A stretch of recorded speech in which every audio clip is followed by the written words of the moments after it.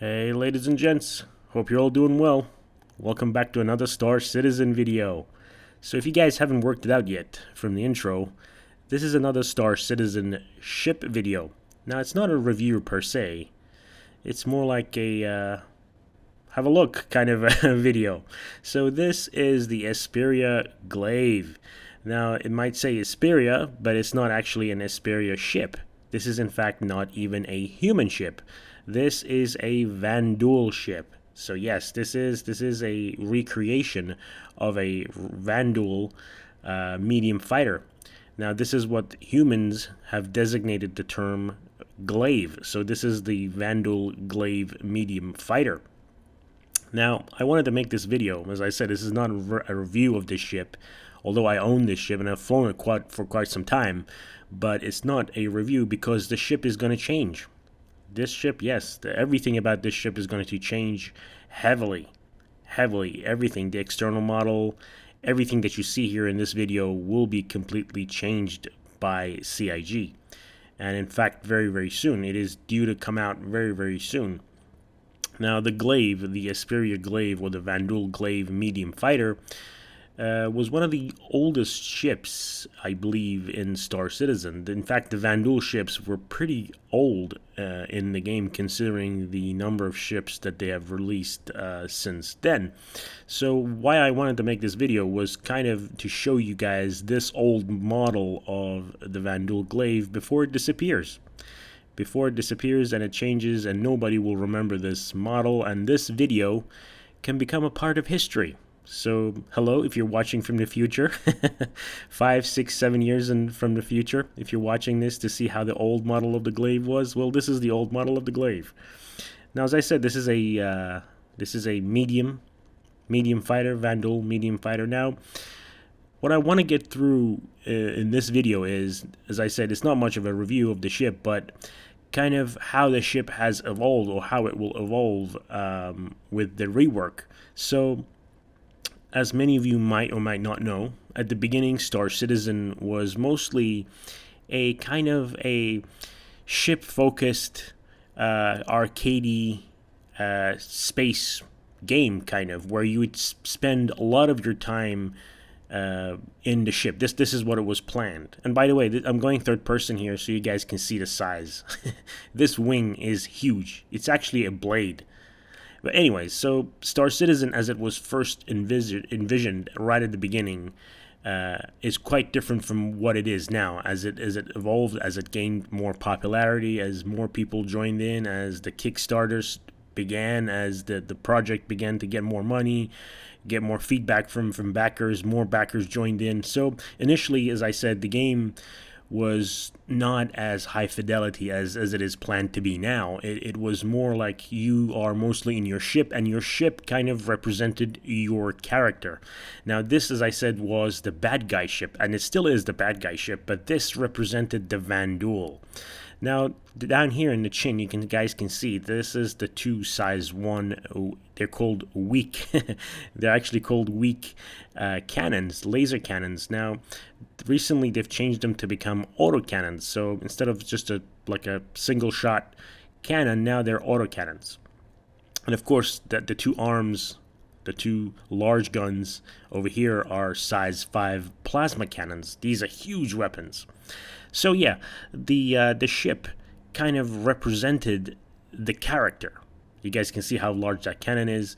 So the ship kind of represented the character of the Vanduul. This was the quintessential 1980s kind of Ninja Turtles bad guy ship. If you just have a look with the different coloring patterns and all of that, and the blades on the wings, it kind of represented that bad guy ship. That the ship represented who the Vanduul was, because as I said, it wasn't planned for you to do a lot of first person walking and moving on foot.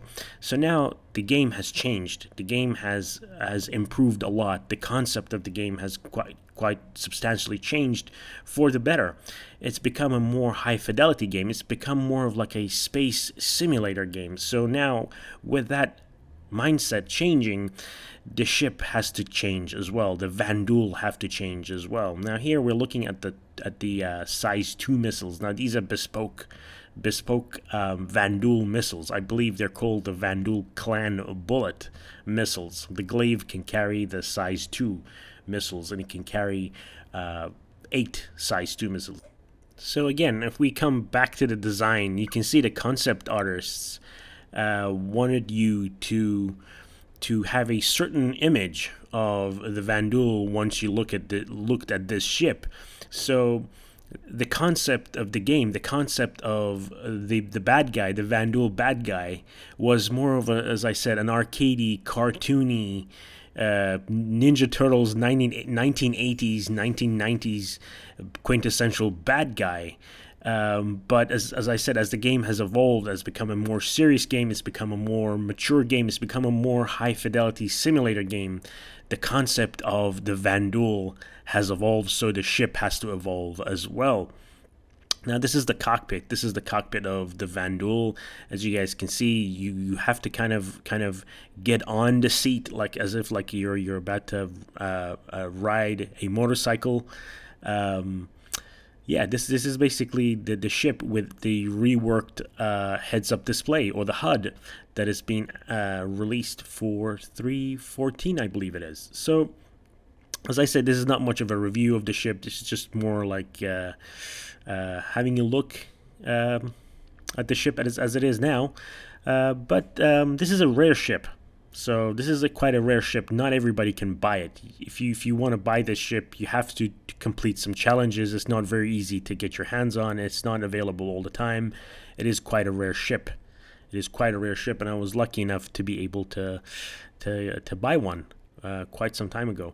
Now the ship is really nice looking, in my opinion. I really like the look of the ship. Now this is with me turning off the lights and everything, so the ship is fully dark and cold now.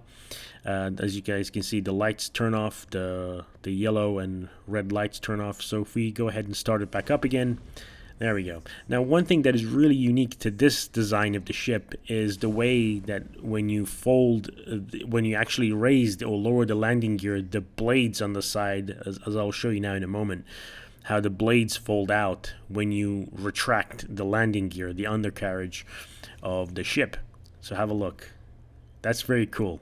That's very nice. That's one of the novelty kind of things of this ship. Now obviously the reason for this is because space on a space ship, on a king ship, on a carrier is a very rare commodity, just like an aircraft carrier. So if you're going to pack a lot of ships like this, fighters, onto a larger spaceship, you want them to be able to fold in and occupy less space while they're inside the hangar. And let's go ahead and then take it out for a spin. Let's go ahead and take it out for a spin. Now this thing flies fairly normally in atmosphere if you're going straight forward, but as soon as you start turning, as soon as you start making maneuvers in atmosphere, particularly down low in the atmosphere, that's when you will run into trouble. So this thing is not really designed to fly in atmosphere. It's not really designed to be used as a dogfighter in atmosphere. I just want to show you guys this. So if you try and do a point turn, if you try and do like a really sharp turn, as I'm trying to do right here at high speed, it just won't do it.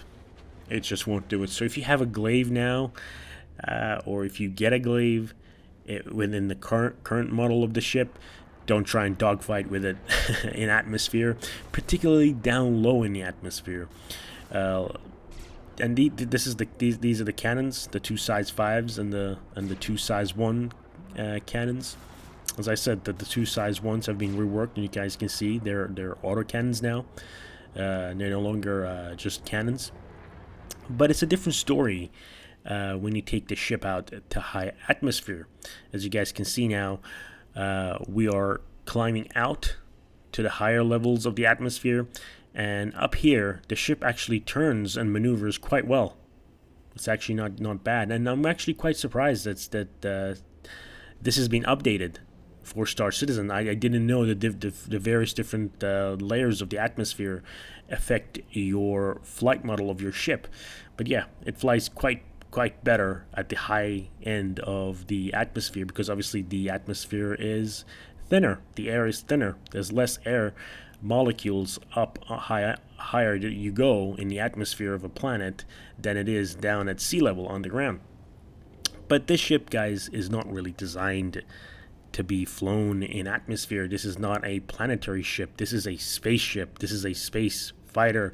As I said, it's for the Vanduul, and this thing is at home in space. Not just any parts of space, but the deepest, darkest corners of space, out of the reach of the law, where the only law is the law of the gun. Parts of space that will test the nerves of even the most seasoned voyagers. Yes, ladies and gentlemen, the Vanduul ships are designed to put the fear of God into any lonely traveler flying through the deepest, darkest corners of space. Chances are, if you come across a Vanduul ship out here in the middle of nowhere, that is the last thing that you will see. Because the Vanduul, as they are being reconcepted now, are a different breed of animal that they were before. The Vanduul are now more of a sophisticated threat rather than a menace. The Vanduul now is more of a raider slash marauder that will kill on sight and take everything that they need, that they can use, that they can add to their society and to their ships, and they will be gone. So the last thing that you will see when you see a Vanduul ship out in space is just the terrifying look and the sounds of these cannons as they fire onto your ship. So guys, with that sort of a story time over, the Vanduul ships, as I said, were representing how the Vanduul were portrayed in the game. And as I said, the Vanduul have changed. The concept of the Vanduul have changed. The Vanduul are now more of a menacing type, a more dangerous type of a threat than they were originally concepted some 7-8 years ago.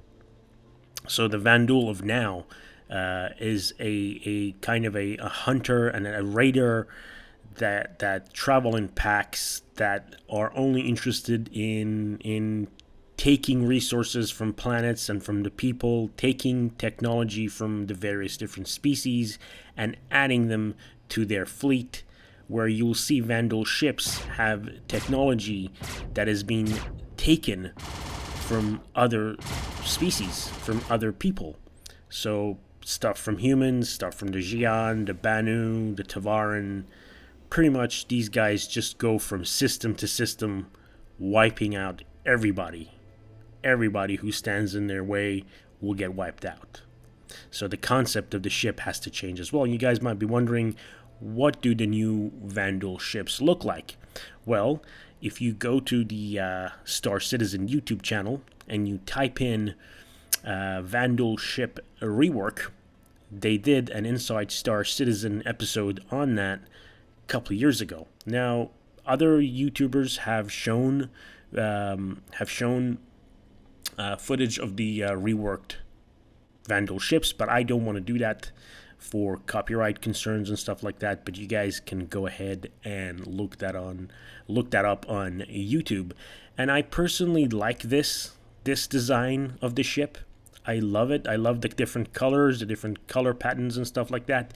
But the new Vanduul concept wouldn't match with this ship.